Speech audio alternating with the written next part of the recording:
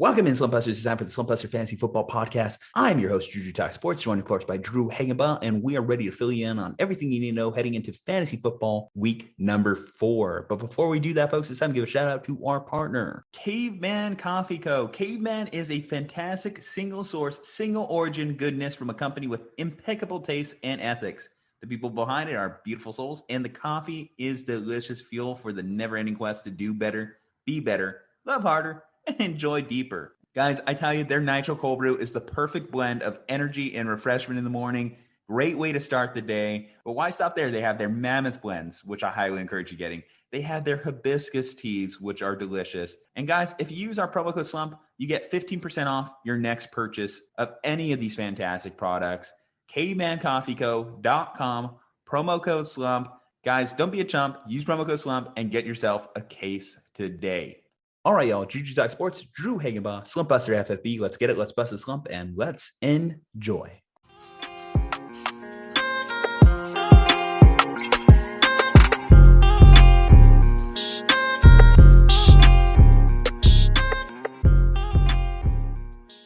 All right, Drew, are you ready? I'm ready. All right. You better be ready because you had a week of vacation. You had plenty of time. How was your trip, man? Dude, it was amazing. It was much needed. I tried to stay off my phone as much as possible, and it was probably the most relaxing vacation I've had in years. Yeah, you look very relaxed. You look like a 70s porn star, very relaxed right now. You're rocking that stash. I can respect it. You know, the facial hair game, it's a tough business. See, I can't grow that part. I can only grow the stash part, so I just shave it all off and just leave the stash. See, here, I'll make you a deal. The next time I have to shave, what I'll do is I'll send you kind of like the scraps, and then you can just kind of like reattach, kind of fill in the gaps from there. I think you'll have a full beard by that point. Oh, 100%. I'd do that in a heartbeat. All right, man. Well, another week in the books. How was your fantasy happenings this week? Any big games? Any upsets? How'd you end up doing? I mean, I've won almost all leagues but one so far. So starting off the season high, 2-1 in the majority of my leagues. Okay, that's definitely a good start. That's kind of like more or less where I'm at. I'm glad to be on the 2-1 side of things, as opposed to the turmoil of being 0-3. Thankfully, no 0-3 starts in any of my leagues. I do have 1-2, but that, 2 QB league, 8-team league. It's kind of like one of those things where everyone has stacked rosters. So every now and then someone's going to pop off, but I'm at least glad that I'm at the top of the scoring boards of each and every one so far to this point. Yeah, no, I agree. I mean, even getting one win, as long as you're not 0-3, you're solid right now. 0-3 is probably the worst thing that can happen right now. It's funny, like in preparation for this episode, I guess. So my roommate just threw on The League, a show I haven't seen in a while, and I've had a lot of YouTube clips of it started surfacing on my feed recently. And it kind of had me thinking what would be kind of like a fun thing to start this off. Which league character did you most relate to whenever you were watching that show? Oh God, that's a tough one. I would say either Ruxin or maybe Pete. I think Ruxin is the shining star in the entire show. As I kind of watch, he just has the most quotable, best moments. Like anytime something just really making me laugh out loud, Nick Kroll definitely killed it in that Ruxin role. Looking back at it. Oh no, he absolutely dominated that role. He's one of the best characters that he's ever done. I think one that I relate to a lot is Kevin, because Kevin's obviously the commissioner, right? And in the league of record, the league I'm most involved in and run, so I had a very early title win, and I have been on a dry streak in that league for a little bit. I come close. I've been in the finals 3 separate times since then, but I always just make one little stupid tweak at the end that ends up costing me the chip. And I just feel like I'm in this perennial rut in that league. I feel like I'm Kevin. I feel like I got to bust the slump there to get off that stride. See, I felt like I was Pete a little bit because there's times where I'm I've won the league 2 years in a row. Then 4 years later, I'm on don't make the playoffs, or you barely make the scrape in the playoffs and make the finals. It's what the hell just happened? It's always nice to run off a little dynasty. Haven't had too much of that. I'm just happy if I'm consistently at the top of my leaderboard. I think that says a lot as far as being involved in the league. If you're at least at the top of your scorings, it's a little bit of a pride thing to walk away from. That's how I kind of look at it. Oh yeah, I feel you on that. I definitely do the same exact thing. Like if I'm just leading and scoring, like, it means I'm doing something right. Yeah, if you're leading and scoring, you're going to win most often. Really the only thing that's going to fuck with you is if you're playing an opponent that just happens to pop off any particular week. And that's just going to happen because that's where the luck element of fantasy football, unfortunately, comes into play. It's like Fort Minor said, it's 10% luck, 20% skill, fortune and will or something like that. It's 2001. I can't remember that song completely. Come on, folks, give me a little break. Yeah, no, I'm with you. I haven't heard that song in like 10 years. So every little movie, you get that beat and everyone's like, oh my God, Fort Minor and stuff like that. I was like, yeah, it's in every like inspirational movie now. Inspirational movie. I got to add it back on the workout playlist to really get the pumping those weights. You know what I mean? Oh yeah, 100%. Hey, let's get into it. We want to make sure that our listeners are at the top of their scoring boards. We want to make sure you're at the top of your league. And we want to make sure that in week 17, 18, wherever your championship league is, that you are in it and you are about to win it. We're going to start off first at that quarterback position. So as you know, we've been going through the top 12 since we got Drew back on the podcast off of his nice, refreshing week of vacation. We're going to be going through his rankings and comparing it to the actual top 12 and seeing who we should be kind of keeping our eyes on, who you should start bailing. We have 3 weeks of data at this point. So now we can start talking. Are these guys bench candidates? Are they cut candidates? Where do they need to be prioritized on your roster? So quarterbacks, let's start from the top. Josh Allen, good to see him back in the top 12. 2 slow weeks. And Josh Allen is back at the top of the leaderboard. 358 yards, 4 touchdowns, tearing apart that Washington defense, who is probably a little bit overrated at this point, and we'll get more into that soon. Justin Herbert with a 30-point performance, 281 yards, 4 touchdowns. Again, he was struggling too, so he is back. Matthew Stafford, he never left. 343 yards, 4 touchdowns on the Tampa Bay Buccaneers. Not an easy feat, but not far behind him was his opposition, Tom Brady. 432 yards and a touchdown. Not Tom Brady's most impressive week from a touchdown standpoint, but enough to keep him in that top 4. Sam Darnold at number 5. Sam's turning things around. Definitely a top waiver priority ad this week. 304 yards. He had 2 rushing touchdowns. So if you were a Chuba Hubbard owner, if you were a CMC owner, and you have more than enough reasons to cry as a CMC owner, Sam Darnold taking away 2 touchdowns from you. That definitely stings a little bit. Kirk Cousins at number 6, 323 yards, 3 touchdowns. Kirk had a great week against Seattle. Definitely a great streaming matchup. And he's actually had a good season so far at this point. At number 7, as consistent as they come, Patrick Mahomes. He hasn't finished as a top QB1 any of these 3 weeks, but he's consistently been in that top 7. And that's why you invested the high draft pick at him. 280 yards, 3 touchdowns, a couple picks, and 45 yards on the ground. So not the best day from Patrick Mahomes, but not the worst. Ryan Tannehill with a rebound performance. 197 yards, 3 touchdowns, 2 picks. Derek Carr at 9, 386, 2 touchdowns and a pick. Taylor Heineke, garbage time king here, 212 yards, 2 touchdowns, 2 picks, and a rushing touchdown to go along with it. Jalen Hurts remains in the top 12 for another week with 326 yards, 2 touchdowns, and 2 interceptions, 35 yards on the ground. And Jacoby Brissett, a surprise top 12 finisher this week, 215 yards and a rushing score. Okay, Drew, out of that list, who are you most surprised to see on here? More surprised to see a guy like Jacoby Brissett. I mean, he had to step in and take on that backup role over Tua Tagovailoa, and he stepped in. He didn't do too bad. It's not the offensive line that he had in Indianapolis where he was very well protected. It's a little bit of a shaky offensive line, but he performed better than I honestly thought he would. And I picked him up in my dynasty league because I needed that secondary quarterback in my super flex spot. And I was like, okay, trying to pay attention to him. I was like, okay, he only got like 3 points, 4 points. So he's going to be like this for maybe a week or two, and then before he finally gets up there a little bit. And come to my surprise, when I come back to check the end of the game or whatever, he's got like 18, 19 points. I'm like, okay, he didn't do too bad. I was very, very surprised. And so Jacoby Brissett was honestly one of the better pickups I had in this dynasty league so far. Is it finally time we start giving a little bit more respect to Derek Carr? Because this is going to be, once again, another top 10 finish for him. Yeah, 100%. I mean, the way that he's been playing as of late, he's been very phenomenal. I mean, he went out there, he beat Baltimore. He's showing that he's got what it takes to be one of the better quarterbacks in the league. And I mean, as of right now, he's an MVP candidate to some. I mean, he's playing very well. He's leading the Vegas Raiders to a 3-0 start. And it's great to see that teams like Kansas City are in dead last right now in the AFC West. And great to see that. And it's great to see Derek Carr just proving everybody wrong that okay, Derek Carr is an average quarterback or maybe even a below average quarterback. And here he is. He's like, no. I'm good. Look at me. Like, and it's not just him throwing to Darren Waller either, because I've heard that a couple of times. Like, well, it's because he's got Darren Waller. You can throw it to him. He's spreading the ball around quite well. Don't really care. It's fantasy. I'm whoever he's going through, as long as he's throwing the ball, that's the important thing. And the thing is, too, does he really care? No. Why? Because he's chalking up W's on the board. And that's what matters to him more is it doesn't matter who he throws to. As long as there's a W next to the Las Vegas Raiders name, that's all that matters. Okay, Kirk Cousin. So this week he is going against Cleveland. He is currently the quarterback 4 on the year. Is he someone that should be in fantasy lineups next week? I want him to be, but the way that the Browns defense played this past weekend against Chicago with 9 sacks, with Myles Garrett getting 4.5, it's going to be a tough one because if you thought the Bears O-line was awful, the Vikings offensive line isn't much better.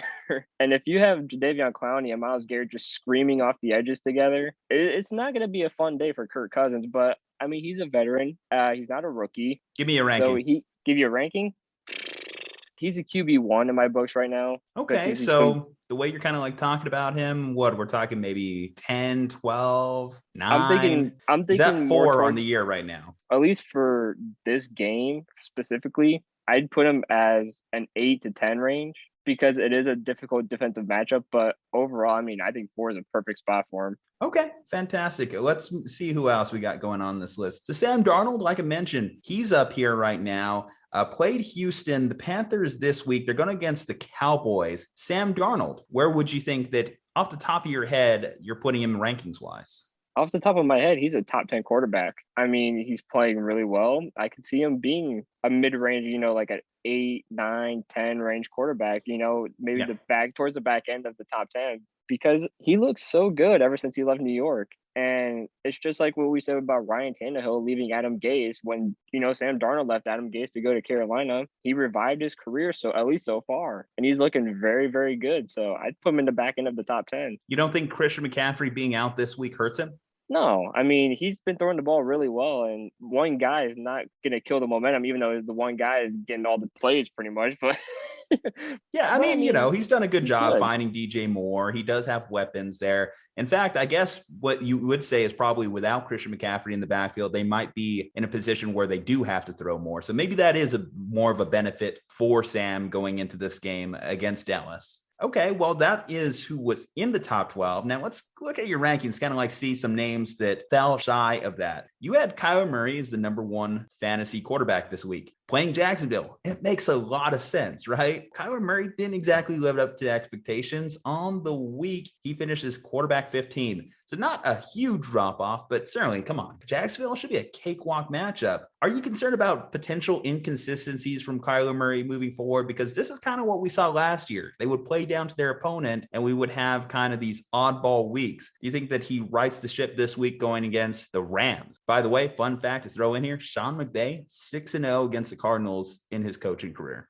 Yeah, and I mean, it's the consistency. So Kyler Murray, like you said, I thought, QB1, the number 1 quarterback going against Jacksonville, more or less everybody who plays Jacksonville is going to be the number 1. I thought it'd be easy. And like you say, he played down to their opponents and he tends to do that. And I don't necessarily blame him for that. I necessarily blame the offensive line and Cliff Kingsbury most of all, because he puts Kyler Murray in those positions and he put Kyler Murray in almost a position to fail against Jacksonville because Jacksonville almost won. And so it's one of those situations where for Kyler, he's looking at Cliff Kingsbury like, dude, what the hell are you doing to me? Like, this is Jacksonville. We should be winning 41-0 at this point. Like, Deandre Hopkins had one of the worst games I've ever seen him have. And it's one of those things where it's going to be like that all season long, where Cliff Kingsbury is going to put Kyler Murray in these positions where, especially against these weaker teams, he could be one of the best quarterbacks in fantasy to, he's like a QB 25 this week. It's all depending on their coaching staff. Now, Jameis Winston was a popular waiver wire ad after week 1 against the Packers, but against the Carolina Panthers, shit the bed. And then going into this past weekend against New England, he finishes quarterback 23.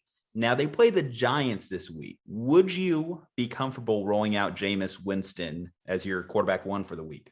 I wouldn't, just for the fact that it's Jameis Winston, and there's times where he's throwing for 300 yards and 5 touchdowns, and then there's the next day he's throwing 100 yards and 5 interceptions. So you really don't know what Jameis Winston you're going to get each and every week, because like this past week, solid performance. But against the Giants could be a good chance where he throws 3-4 interceptions. So for me, he's a little skeptical and he's a little sketchy, but that doesn't mean bench him or don't trust him. Like, you can trust him, but you don't know what Jameis Winston you're going to get.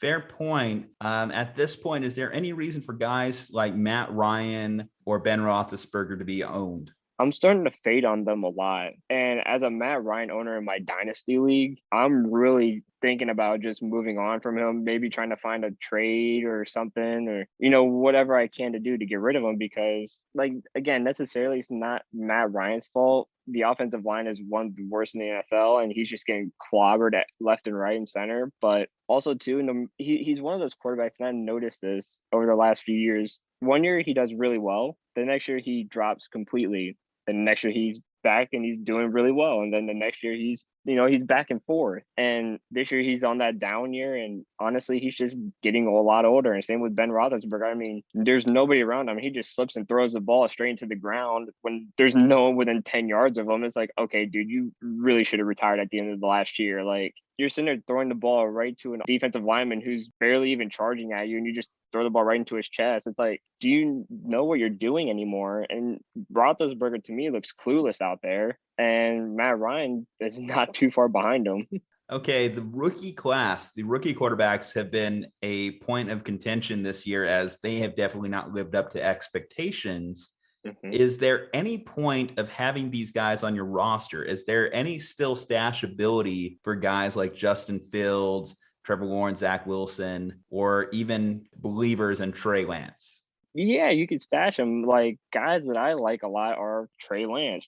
I like him a lot. I think he could be really good. I especially liked him this past week, even though they lost to Green Bay. I saw the play where Jimmy Garoppolo was struggling in the red zone, and then Trey Lance just comes in and just runs the ball into the end zone. Like, dude, was that really all that difficult? But if you need the roster spot right now, because a lot of people are hurting at running back, and wide receiver has been a little bit of a mess this year, are you comfortable cutting these guys that you've been holding on to, especially Fields and Lance? Yeah, 100%. Right now, they're not in a position to be on your roster. Trey Lance, obviously, he's still going to be behind Jimmy Garoppolo until they figure out what to do with him. Justin Fields, until Matt Nagy changes the scheme to fit Justin Fields' play style, he's going to be a disaster. So if you need any other positional needs, don't be afraid to cut those guys. I just realized Taylor Heineke this week, so I brushed over him as a top 10 finisher last week against the Bills, mostly garbage time. But going against the Falcons, that is a tantalizing matchup. Would you rank Taylor Heineke as a top 10 option this week, given Atlanta's ability to allow points to the quarterback position? You could definitely make him a top 10 quarterback this week against Atlanta. Like you said, Atlanta gives up a lot of points to the quarterback position. And also, too, this is a good chance for Terry McLaurin to have a big bounce back game as well. So this week against Atlanta, you can definitely see a Taylor Heineke and a Terry McLaurin show for sure. One point of disappointment from week 3 here was I had Daniel Jones in a lineup because, hey, Falcons, makes a lot of sense. Daniel Jones, 16 points. I guess I can live with it, but you disappointed me, Daniel. Danny Dimes, I am very disappointed in you, sir. Like most of New York and Gettleman and Joe Judge and, the entire tri-state area of New York. But anyway, any other quarterback notes, any other things that you took away from the weekend? In particular, I guess you watched the Browns and Bears game intently. Justin Fields. So we talked about stashing guys. Would you buy the dip on Justin Fields if you had the roster spot? Would you go in and try and get him in hopes that he turns things around the rest of the year? My answer is no. And the fact of the matter is it's because of Matt Nagy. I mean, just watching the scheme of Matt Nagy, he still had the scheme he had 5 years ago when the Bears were 11-5 and Cody Parkey missed a field goal by doinking it off the post. Yeah, that scheme worked with Mitch Trubisky, but you have a guy who can not only throw the ball really well, but he can run. And you're putting him in such bad positions where he's got to figure out what to do on his own. And it looked like he was scared out there because he's seeing Myles Garrett just chasing him down and Jadeveon Clowney chasing with Myles Garrett. And so for him, he's probably seeing ghosts like Sam Darnold was, the past year or the year before, and I feel bad for the Porky because I love Justin Fields a lot, especially when he played for Ohio State. But he's looking at this like, damn, I don't have the offensive line like I did at Ohio State that can sit there and, allow me to protect me, or they fit the scheme to where, okay, there's no open play. Okay, I just immediately run and get 10 yards. Matt Nagy's like, no, you sit there and you die. That's the game plan. The funny part about it is I heard a stat that Andy Dalton had more rushing yards though in week 1 and week 2 than Justin Fields in week 3. And for Justin Fields, one thing that we're buying the pot of goods on was the fact that he had this rushing ability, this ability to scramble, get outside. We didn't see any of that in that performance against the Browns. And it kind of worries me about his long-term future. Now, I know there's a lot of people that were doubting his ability based off his propensity to hold on to the ball. And when you think about the sacks that he took against Cleveland, you kind of wonder if there was a little bit of that, how much of it was the offensive line, because yes, Chicago does have a bad offensive line, but if he's holding on to the ball, he's not decisive, then I will say that Matt Nagy may have a case for him not being NFL ready at this moment. Andy Dalton, a bone bruise is typically a multi-week injury. I'm hearing that they're warming up Nick Foles. At this point, unfortunately, I think the genie's out of the the magic lamp, as they say. So you just kind of have to throw Justin Fields out there to the Wolves. This week, the Bears face the Lions. So it is a little bit more of a softer landing spot. Ideally, Justin Fields against the Lions, even as a top 24 quarterback play, doesn't sound too tantalizing moving forward as well. Okay, well, I think that's a good we'll wrap there on the quarterback position. Let's start moving on to the running backs. Let's take a look at the top 12 running backs here. Ezekiel Elliott. Way to go, Zeke. Back from the dead. I know everyone was talking about the Tony Pollard situation. He did have about 60 yards, so he was still involved, but Zeke took advantage of his opportunities, landing in the end zone twice. You love to see that. 95 yards, 3 receptions for him. Kareem Hunt finishes the running back 2 on the week. Kareem Hunt, 81 yards, 8 touchdowns, 6 receptions, elevating his value. James Robinson. Okay, so James Robinson at 3. I'll be honest, in one league, it was a little bit more of a shallow league. I cut him because I was not a believer in the Jags offense. And against Arizona, he took advantage. Keep that in mind moving forward if you have a running back going against Arizona. But James Robinson on the week, 88 yards and a touchdown, 6 receptions, elevating his day. A surprise finisher here, Peyton Barber, 111 yards, a touchdown, 3 receptions, 31 yards. Right behind him, the rook, Najee Harris, with an incredible day. 19 targets, Darren Waller 14 receptions for 102 yards, no touchdown, but those receptions are more than enough to elevate Najee Harris into the top 5. At number 6, DeAndre Swift, and what's almost a 50-50 timeshare. DeAndre Swift is still shining. 47 yards, a touchdown, 7 receptions for 60 yards. DeAndre Swift is definitely a affirmed running back 1 as it appears in this Lions offense. Alexander Mattison at 7, 112 yards, 6 receptions for 59 yards, filling in nicely for Dalvin Cook. Now, of course, you have to keep in mind what Dalvin Cook's status is moving throughout the week. But if you have Alexander Mattison and Cook is out, even against Cleveland, I think he is a start. Austin Eckler at 8, 6 receptions, 52 yards, and a touchdown. A very Austin Eckler type day. He had 11 rushing attempts for 55 yards. Definitely, just the consistency of the volume of the offense is why you're starting Austin Eckler. Alvin Kamara at 9, never coming out of your lineup either way. 24 attempts, 89 yards, 3 receptions, 29 yards, and a touchdown. Good to see him more involved coming off last week where he had a miserable 5 total yards. So Alvin Kamara is back, folks.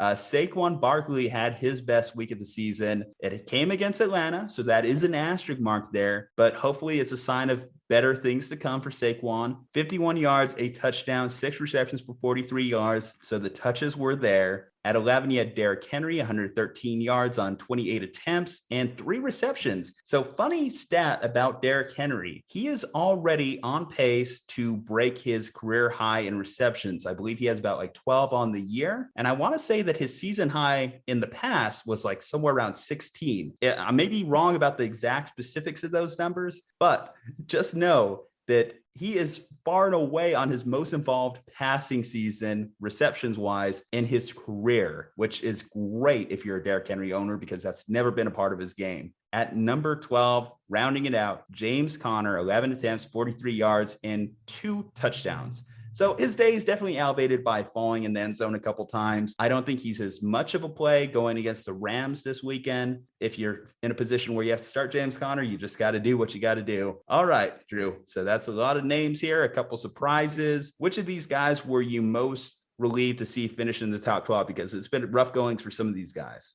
I mean, for me, the most relieved was Alvin Kamara because, like you said, last week he had such a piss poor day of only 5 total yards. And then he really got it back this week or this past week. So he looked really, really good. And it's great to see him get back into what he usually does, and that's just dominate the game.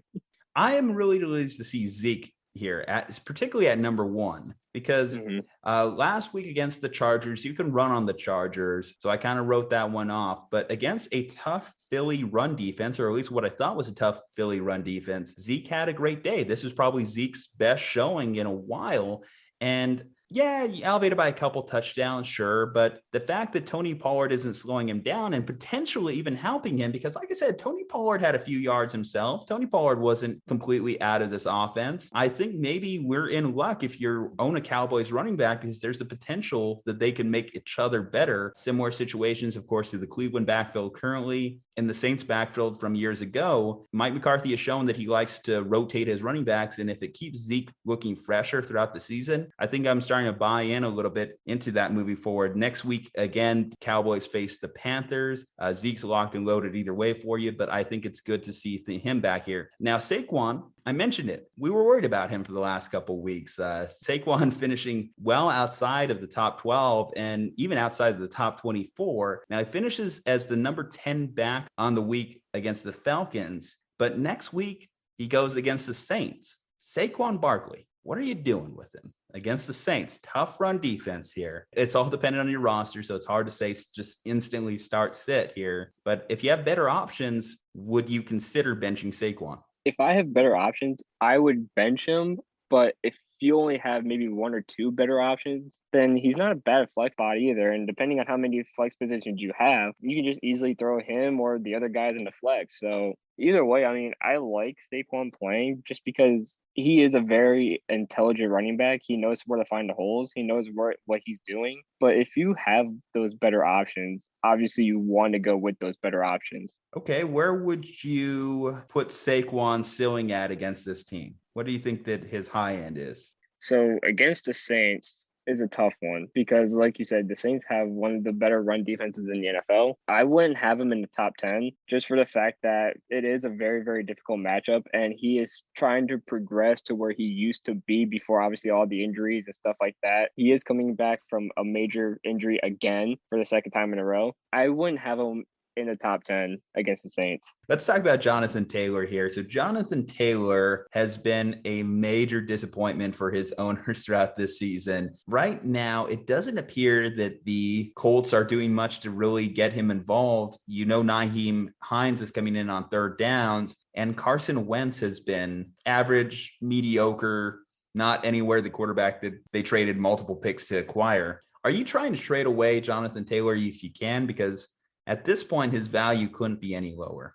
If you can get him out of your team for at least a decent value and get something back from it, I would say do it because you can probably get something solid back in return. Maybe another decent running back to replace him, or maybe if you need receivers or whatever, or at least another solid tight end or whatever you need. Jonathan Taylor, people are going to eat that up because they're like, wow, this guy wants to get rid of Jonathan Taylor. And so they're going to eat that up and they're going to be like, yeah, I'll give you this guy or whatever. I'll give you a couple draft picks in this guy. So if you can get rid of him and you can still get some good value out of them in trades. Because for me, as a Nyheim Hines owner, I'm loving this every single moment because I could just keep starting Nyheim Hines and he just keeps popping off for me. And it's like, look, Jonathan Taylor's not playing the best at all as of right now. And, they're not really doing anything to help it in Indianapolis. And Hines is taking all the points away from him and taking a good chunk of those snaps as well. And now with Marlon Mack requesting a trade from Indianapolis, that just gives Hines just a lot more opportunity. And unless Jonathan Taylor starts picking it up, I would say go ahead and trade him for some value. Is he a bench candidate against Miami this weekend? You can start him, but like I said, I'd probably start Nyheim Hines because also too with Nyheim Hines, he gets a lot of those receptions too. And those receptions don't go to Taylor, they go to Hines. And like you said, he comes in on third downs. So as far as the Niners backfield is a tough one at the moment. Trey Sermon did score a touchdown to elevate his fantasy day, only 31 yards on 10 attempts. Elijah Mitchell was battling back from a shoulder injury last week that caused him to be inactive. Is Elijah Mitchell the only one worth starting? Oh, no. No? So you're just passing entirely on the Niners backfield. Yeah, unfortunately, just so many injuries that I have to pass on them. Yeah, I think they've reached a point where next man up can only go so far. And they just really need these guys to stay healthy. Now, if Elijah Mitchell can bounce back this week, play against Seattle, and look good, I think that's going to be the guy that you're going to want to own moving forward. I think Trey Sermon has just shown that he's not a great fit as it turned out for the Niners offense. He just refuses to just hit the hole, which is what the zone blocking scheme is built upon. And I think that this is maybe Kyle Shanahan just saying that he's lost faith in that pick. I'm sorry to the Buckeyes fan here on the podcast, but your boy just hasn't really turned out this year at all for us. What about the Broncos backfield? Let's talk about that one a little bit. So Melvin Gordon has had success here through the early weeks, and it seems to be a pretty even split. This week, Javonte Williams finished as the running back 24, and Melvin Gordon finished at the running back 20 spot. If you had to put your cards in, who do you think is going to have the better performance for them against the Ravens? I like Javonte Williams a lot, and I think he could have a better performance than Melvin Gordon. Now, this is going to be a true testament for both guys because obviously the Broncos played the three easiest teams in the NFL. So, I don't think that was a true testament to either one of those guys' games. But I truly think I like Javonte Williams, in my opinion, a little bit better than I would Melvin Gordon. Okay. Raiders backfield. If we have another week in which Josh Jacobs is ruled out, are you starting Kenyon Drake or Peyton Barber? Peyton Barber 100%. Peyton Barber had a phenomenal week this past week, and I just don't see Kenyon Drake surpassing him at all. I like Peyton Barber's game a lot, and just watching Kenyon Drake's old film when he was in Arizona, he didn't look all that dynamic. He didn't look all that great. There's games where he had big flashes, but you can't just depend on small flashes here and there. And Peyton Barber just stepped in and said, I'm going to take over this number 2 running back role. And so when Josh Jacobs is out, it's my time. And so I think it's Peyton Barber's time. Any other thoughts on the running back position before we move on? Anyone that's been letting you down that you kind of want to throw out there? So at least for me specifically, I haven't really had anybody let me down as of yet. I'm still waiting for that one running back to just completely destroy me. And obviously it's going to be Christian McCaffrey because I'm in a best ball league. So okay, let's talk about that one healthy. Actually. Christian McCaffrey is out. What's your confidence level in Chuba Hubbard to be that guy to fill in? What do you think of Chuba Hubbard? Where does he rank? Is he a top 12 guy? Is he more top 24? Are we just assuming that he's just going to get the entirety of the Christian McCaffrey workload? Because I'm picking Royce Freeman just in case. Royce Freeman actually looked decent in the preseason for the Panthers.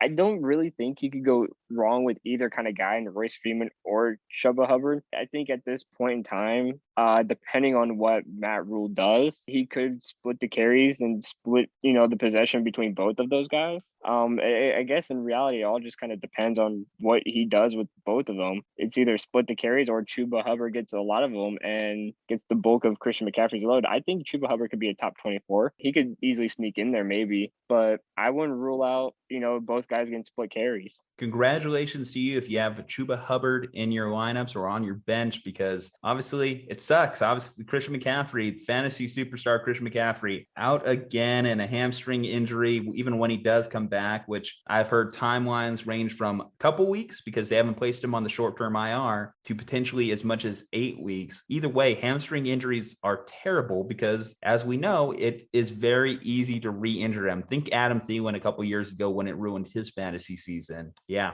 And coming from someone who's messed up a hamstring or two, yeah, it definitely sucks in real life too. Yeah, no, trust me. I feel that one as a soccer player. That hamstring injury is not the best feeling in the world. Oh, yeah. Well, let's talk about these wide receivers here. So starting up at the top, fantasy superstar Mike Williams, 9 targets, 7 receptions, 122 yards, and 2 scores. Mike Williams consistently finishing in the top 10 over the last 3 weeks. Seems to be Justin Herbert's favorite target on the year. Mike Williams' only thing that's hurt him has been injury history, so hopefully he keeps it up. At number 2, Cooper Kupp, 12 targets, 9 receptions, 96 yards, and 2 touchdowns. At number 3, we have Devontae Adams, 12 targets, 132 yards, and a touchdown. And then our first real surprise is going to be Emmanuel Sanders, wide receiver 4. Emmanuel Sanders, 5 receptions, 94 yards, and 2 touchdowns to elevate his day. Justin Jefferson, nice to see you. Welcome into the top 12 for the first time this year. You had, sir, 9 receptions, 118 yards, and a touchdown, tearing apart that Seattle secondary. So good job to you, my friend. Jamar Chase at 6, 4 receptions, 65 yards, and 2 touchdowns. Want to know a fun stat, Drew? How many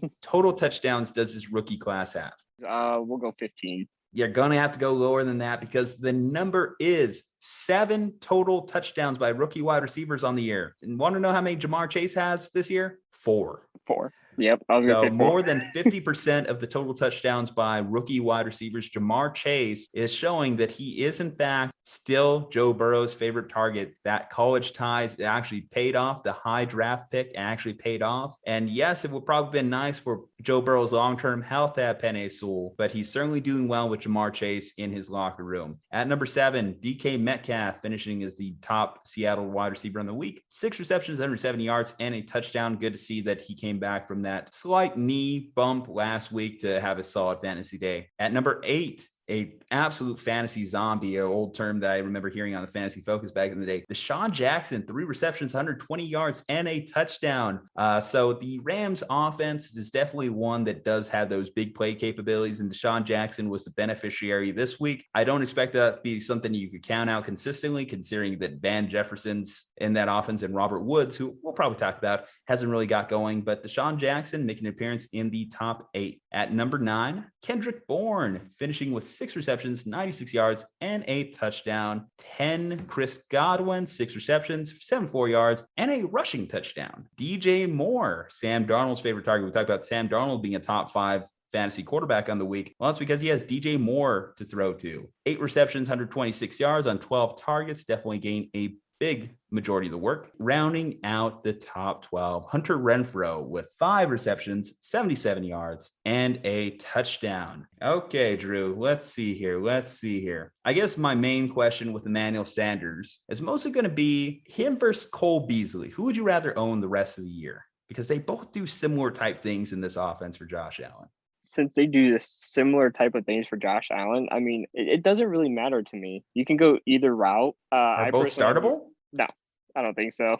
The main target obviously is going to be Stephon Diggs. Always will be Stephon Diggs. Right now, Stephon Diggs didn't have the best week and isn't having the best season. Not that I'm saying that Stephon Diggs is anything short of a wide receiver 1, but I think that is something to consider here. I mean, Emmanuel Sanders for me has always been a decent wide receiver, and I like Emmanuel Sanders a lot. Cole Beasley's always been good, especially when he was in Dallas and now in Buffalo. I mean, it depends. I mean, Josh Allen likes to spread the ball out quite a bit. I mean, look at Dawson Knox, the tight end. He had a lot of receptions, and he had a touchdown or 2 the other week, this past week. So, I mean, it depends on who Josh Allen, I guess, feels like going to when Stephon Diggs isn't open. And for me personally, I like Emmanuel Sanders a lot. I had him, and I had him on my bench. Didn't think he would pop off, but he did. So if I had to pick one, Yeah, Cole Beasley's a very, very reliable receiver, but I think Emmanuel Sanders would have more breakout performances than Cole Beasley would. Robert Woods, and the reason I'm mentioning Robert Woods is because I see 2 Rams wide receivers on this list. And Robert Woods has been outside of the wide receiver 40 range on this entire season. And he certainly has been on every single week so far this year. Is Robert Woods a must bench at this point?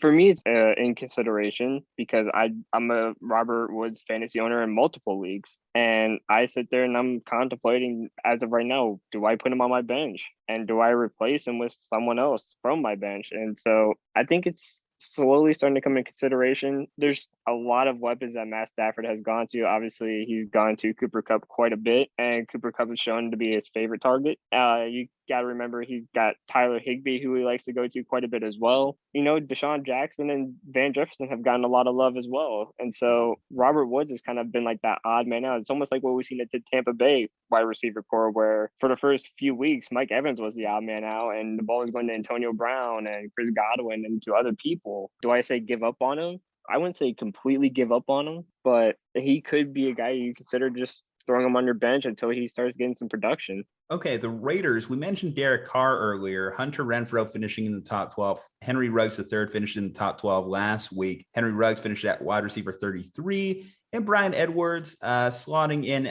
just behind him at wide receiver 34. Rank the Las Vegas Raiders wide receivers for me moving forward, rest of the season. Rest of the season? Okay, so Hunter Renfro, definitely he's a guy who could be top 15, top 20. Henry Ruggs is a top 25. The other guy is perfectly where he's at, and you know, the 34, 35 range. Okay, so you're going Renfro, Ruggs, Edwards as that wide receiving core moving forward. Okay, fair enough. That's a decent ranking for him. I am more of a Bryan Edwards believer just because he had success last year, and we're starting to see Henry Ruggs develop this year. He obviously has that big play threat, ability to take the top off the defense. I would probably lean a little bit different from you. I might go Edwards, Renfro, Ruggs. And why I believe in that? Because I think the week-to-week consistency for Ruggs is not necessarily going to be there as someone who has a little bit more boom and bust. Whereas why I believe Renfro fits right in that middle is just he has the highest possible floor of these guys because he gets those receptions. He gives about 5 to 6 targets a week, and you could manage with that if you're putting that at your flex. I think you'd like to have someone with a little bit more upside. The way they were talking about Bryan Edwards in the offseason is TO 2.0, which I know is a lofty thing to say about a wide receiver, but the fact that he has been involved, the main thing is he's just been involved late in games. I would like to see more work from him earlier in the game. For example, this week here against Miami, you really didn't see targets until the fourth quarter and eventual overtime. They did the same thing with him against the Ravens. I think the key for the Raiders offense to be a little bit more balanced moving forward is to see more of Bryan Edwards early, to even see more of Henry Ruggs early, because Darren Waller is getting a lot of the first and second work. I think, heck, if you could throw out this rankings in there too, Darren Waller is one above all the wide receivers right now on the Raiders roster. Okay, let's talk about some other names here. So with the injuries for the Broncos, Jerry Jeudy out, KJ Hamler just got ruled out for the rest of the year. I imagine you're probably ranked Cortland Sutton ahead of Tim Patrick, but both of these guys are going to see an uptick in targets. Can both Broncos wide receivers finish as top 24 wide receivers on the year? I could see Cortland Sutton and Tim Patrick being in the top 24. Tim Patrick has definitely stepped up in a big role this past week, especially when KJ Hamler did go out. Tim Patrick stepped up quite nicely. And Cortland Sutton, he didn't have that fantastic of a game, I know, but I mean, he's still a very reliable receiver. I mean, we have to remember he was a number one before Jerry Jeudy came into play. And whenever a receiver goes out, he's going to be the number one guy. So when Jeudy does go out, Cortland Sutton's number one, and then Tim Patrick's number two. But Tim Patrick, he's not one of those guys that is just, you know, a wide receiver 3 on the team roster, and he's just like, he's just an average guy. He's actually a really good receiver, and I've picked him up in a league or two, and he's done a number of things. So if you can get Tim Patrick, please get Tim Patrick. I'm sure he's available. People are probably getting them as of right now. I would say now is the time to hurry up and try and get him before someone else does. Brandon Cooks. So this man has been basically quarterback proof at this point. Davis Mills, he had a big day with him. He finished at wide receiver 13, so just outside of the top 12, but has been consistently within that top 12, within that top 24. Brandon Cooks, is he a wide receiver one firmly for folks, regardless of Davis Mills, Tyrod Taylor, or hell if Deshaun Watson decides to come out and play? I mean, yeah, for me, he is a wide receiver one. I mean, then why do you hate him, Drew? I notice a lack of Brandon Cooks in your rankings.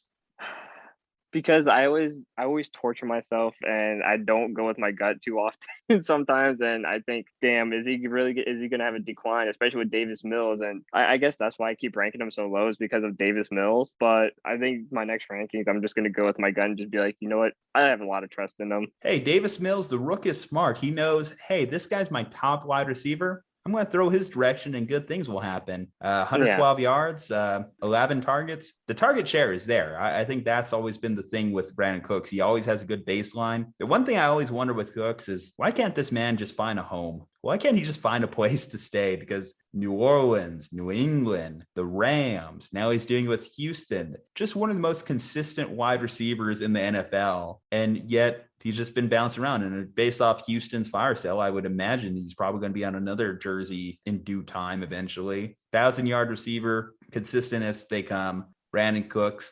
I guess I also have to ask you, why do you also hate Cooper Kupp, man? 13? The comment section was right. I have to agree with the commenter on this one. Cooper Kupp has been basically, hell, if I actually look at it for the season, Cooper Kupp is the wide receiver one in 2021. Cooper Kupp, can he keep that up moving forward? Oh yeah, 100%. And the reason why I had him just outside of the top 12 was because of the matchup against Tampa Bay. Because Tampa Bay has one of the better defenses in the NFL, if not the best defense in the NFL. And I just, I was like, you know what? I'm gonna play it safe. It's a tough matchup. Maybe Matt Stafford struggles this game and something bad happens. Nope, I was an idiot and I was wrong. Matt Stafford just went off. Cooper Kupp just went off, and I definitely didn't make that mistake again. As before you even called me, I started my rankings again, and I was like, okay, Cooper Kupp is not going to get disrespected like this ever again. This man is going to consistently be in the top 3 no matter what. Okay. I mean, we talked about it a little bit when we talked about Justin Fields, but one of Justin Fields' top targets here, Allen Robinson, has had a miserable season. I don't care. At this point, we talked about Brandon Cooks being quarterback proof. Allen Robinson, we used to talk about him being quarterback proof, but the Bears, Matt Nagy, they're really, really pushing that to the point where against Detroit, how can I even look at Allen Robinson and consider him a wide receiver 36 at this point? He's been very bad this year. No, he's been really, really bad. And can you start him against Detroit? Can you roll that dice one more time? I don't think so. And I think it's because of Matt Nagy's scheme for Justin Fields. I mean, Detroit is a little bit of a safer play, but for some reason, I just are envisioning that Justin Fields is going to get killed out there. And unless that changes anytime soon, Allen Robinson could be a guy you consider just throwing on your bench, because if Justin Fields keeps dying, he's not going to get the targets. He's not going to get the catches. He's not going to get the ball a lot. So I'd put A-Rob as in consideration for benching. The only Bears player I really think, even against Detroit, that I want to start is David Montgomery, because the Detroit Lions have been a team that's very favorable against the running game. So I think that makes a lot of sense. But at wide receiver, it's hard to say, because if you're getting inconsistent quarterback play, it might sound crazy, but I might trust Allen Robinson more if Nick Foles starts than Justin Fields. And why I'm going to throw that out there is Nick Foles in the past has been a guy that likes to lock onto one guy, likes to lock onto his number one wide receiver. If Justin Fields starts, I might encourage people to consider not starting Allen Robinson. But if Nick Foles does, I know it sounds crazy, but I think Allen Robinson could have his biggest day of the season. Well, I'm going to join you on that crazy train, because I'm thinking the same thing. If Nick Foles gets that start, I wouldn't hesitate to play Allen Robinson, because like you said, he does lock onto his number one, and he's going to look Allen Robinson's way. Now, Robinson can see 14 targets, but maybe catch the ball 4 times, but it's better than 14 targets and 0 catches, or 3 targets and no catches because your quarterback is in the pocket getting killed. The last guy that I'm really going to bring up, actually the last two guys I'm really going to bring up here, A.J. Brown. So A.J. Brown, he went out with a hamstring injury this week, has underperformed for the majority of the year. And we talked about this early on in the process here. Are we worried about A.J. Brown's ability to produce with Julio? Are we worried about A.J. Brown's ability to produce with Todd Downing as the coordinator? We mentioned when we did our little verses of DK Metcalf versus A.J. Brown. Now, you have to hold on to A.J. Brown for another few weeks. Obviously, he's far from a cut candidate. But basically, how are you feeling? Do you think that A.J. Brown could be a top 24 wide receiver even when he returns? It's going to be close. It's going to be tight. I think if he can have a couple games when he does come back that are just really big games, even if it takes away from Julio Jones, I can definitely see it. But I mean, like you said, he hasn't been good at all this season, really. And I don't think any of the Titans wide receivers have been all that fantastic. And it could be because of the offensive coordinator in Tennessee. And I mean, it's one of those situations where it's just like the Bears, the wide receivers aren't really getting much love because, the coaching play is not the greatest. And the only real opportunity you have is if you have the running back, either David Montgomery or Derrick Henry. So he can finish in the top 24 if he does when he is healthy and he gets a good amount of target shares. But it's all depending on the coaching aspect too. And people got to remember, a lot of fantasy is not just about the player. It's about coaching and, everything else that goes into normal football. So it all starts with coaching. A fringe start play here. Corey Davis against the Titans. Corey Davis has been down the last couple of weeks after having 2 touchdowns in week 1. Yeah, he's definitely a fringe, especially going up against his old squad. Ooh, are you starting a revenge game narrative? I think you might push this into start. Then again, Zach Wilson has been god awful this year, so that kind of does affect Corey Davis in a big way. That's what I was going to exactly say. I guess though, with that said, the Titans defense hasn't been awe-inspiring. They've been a bad defense. Yeah, Corey Davis, sit. Okay. I don't care how bad the Titans defense is. Zach Wilson's just god awful so far this season. I can't put Corey Davis in my lineup. Let's see. Kenny Galladay sit with the fact that Sterling Shepard and Slaton are both going to be out. Marshawn Latimer's been banged up too. Yeah, I'd say start. One last one that I'm going to touch on who's been worrying his owners, Kelvin Ridley. Now, Kelvin Ridley, going back to, again, another versus video we did versus Terry McLaurin. Right now, it's looking like Terry McLaurin came out the better on here. Kelvin Ridley has finished, let's see where he finished this week. Bad. In fact, right now at this point, it doesn't seem like they're airing the ball out at all. I mean, Matt Ryan has been terrible this year. Do you think that this is going to be his first big week against a Washington defense, which has been the worst third down defense in the league, has allowed 30-plus point games versus the Bills, Giants, and I'm trying to think who they played in week 1. But either way, they had another poor outing there as well. San Diego or Los Angeles or whatever, the Chargers. Calvin Ridley, top 12 finish. How confident are you in that one? Scale 1 to 10, 10 being the best. 4? Okay, so you're a little bit down on that one, and rightfully so, because it's been a bad showing for the Falcons offense. How much more leeway are you giving guys like Calvin Ridley to be a starter in your lineup? I mean, honestly, this could be the week. Like, if he doesn't really perform against a Washington defense that's been struggling and overrated as of right now, then I'm looking at every single one of the players on the offense, maybe besides Mike Davis, as, all right, you got to bench the entire Atlanta Falcons offense. Well, good part for Calvin Ridley is he does face Washington and he does face the Jets next week. So a couple weeks in which he has an opportunity to get right. Yeah. So if he can perform here, you'd like to start him with confidence next week too against the Jets. We'll just do again a quick little recap of tight end. We won't go too in depth of it because it tends to be a little bit of madhouse here. I'm glad to see George Kittle have his first big day of the year, 7 receptions, 92 yards, finishing within the top 4. And then you have a guy like Dalton Schultz here, 80 yards, 2 touchdowns. The one thing I'll say about Dalton Schultz is, you just want a piece of this Cowboys offense either way. Dalton Schultz is definitely someone that I would consider a tight end 1 just simply because he has better opportunity than a lot of other situations. Mike Gesicki finishing up here with 10 receptions, 12 targets. Is he a top 5 tight end with Jacoby Brissett in the lineup? Because if he's getting that target share, that's up there with Travis Kelce.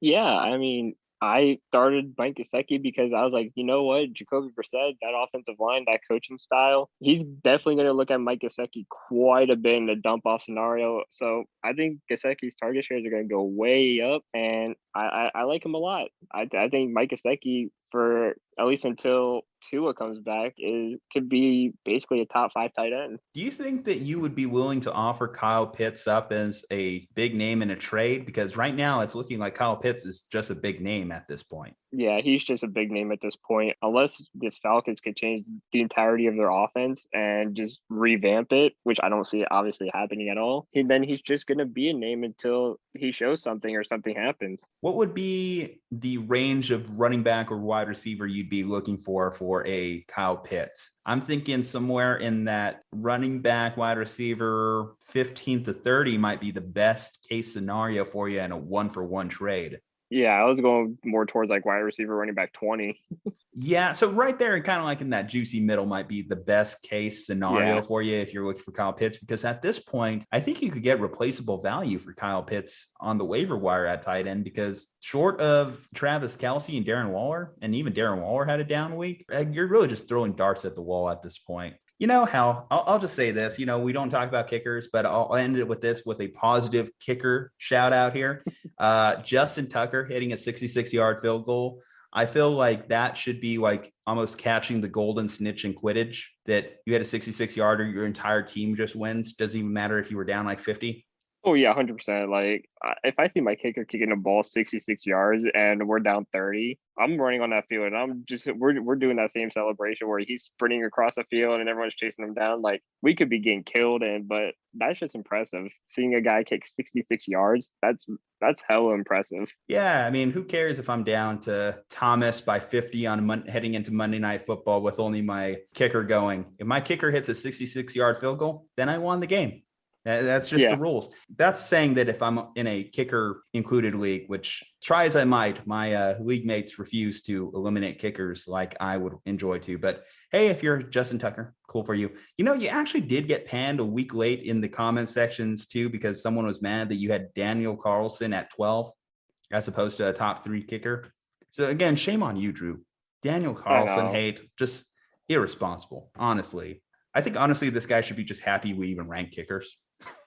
Yeah, that's what I see. And honestly, I was thinking about commenting that. I was like, dude, just be happy we even have kicker rankings up here at this point. If I don't have Justin Tucker or Harrison Butker, I don't care. I'll start anyone. The only one that I really am upset that I even started was I, for a brief time, had Lambo, the Jacksonville kicker. And that was just sheerly because I was pointing out a name. Just turns out that Lambo is the absolute lowest end at the kicker position, as it turned out. So, oh, wow. You live, you learn. And this is why we don't fantasy. Yeah, I was saying this is why we don't do kickers in fantasy football anymore. All righty, Drew, any closing thoughts on this week? Any other names to talk about? Any other situations that concern you? As of right now, I have none. No Baker slander, please. I'm just kidding. We could squeeze that in. Who the Browns face the Vikings? No, actually, Baker might be a great start this week against that Vikings. That's what I'm defense. saying. He might. I could go for another hour about. Might be in that top 15 there. Okay, fair enough. All right, guys. Well, if you enjoyed this episode, you'll enjoy the next episode, in the episode after that, in the episode after that, in the episode after that. But to enjoy those future episodes, you got to hit that subscribe button. You got to leave that 5-star review, because it helps us as we continue to grow this channel, as we continue to grow our page. The algorithms matter, and so does your votes. Leave that comment section below. Actually, if you're watching this on YouTube, I'd actually be curious, which league character do you most relate to? That could be a fun little banner there. Leave a like on this video. From Juju, from Drew, stay safe, happy, and healthy. We'll see you next time.